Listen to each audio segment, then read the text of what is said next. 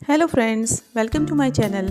आज की अपनी इस वीडियो में मैं आपको बताऊंगी कि आप ट्राउज़र या प्लाज़ो में वेस्ट पर परफेक्ट फिटिंग कैसे दे सकते हैं। हमें किन बातों का ध्यान रखना चाहिए जिससे हमारी परफेक्ट फिटिंग आए और हमारा ट्राउज़र या प्लाज़ो की लुक बहुत अच्छी दिखाई दे। मेनली हम क्या करते हैं, हम वेस्ट पे जो यहाँ पे डार्ट या प्लीट डालते हैं उसका हम जो सेंटर पॉइंट है वो नीचे से वो करेक्ट नहीं लेते। हम सेंटर पॉइंट यहाँ से ले लेते हैं जो कि रॉन्ग है।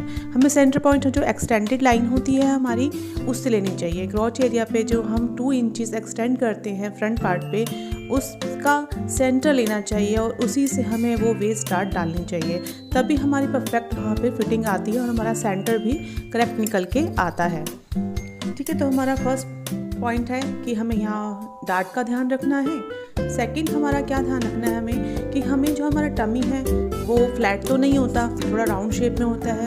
अब टमी है तो हमें उसके अकॉर्डिंग शेप भी देनी होगी, वरना हमारी वेस्ट वहाँ से लूज़ होगी। इसलिए हम वहाँ से स्लाइटली से डाउन शेप देके जाते हैं कर्व में। ठीक है, ये हमारा है सेकंड स्टेप कि हमें वेस्ट पर स्लाइटली से डाउन कर्व शेप में फिटिंग देनी है।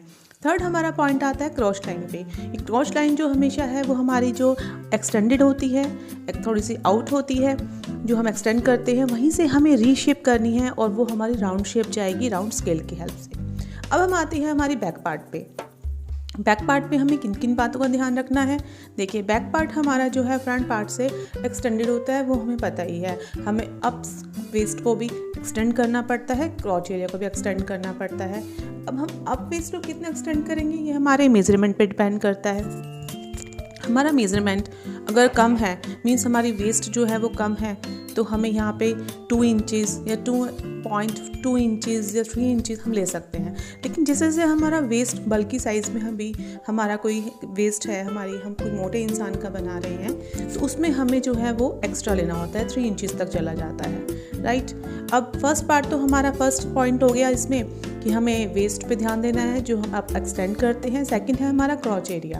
अब क्रॉच एरिया पे भी हम बैक पार्ट में फ्रंट पार्ट से 2 इंचेस एक्स्ट्रा लेके ही चलते हैं।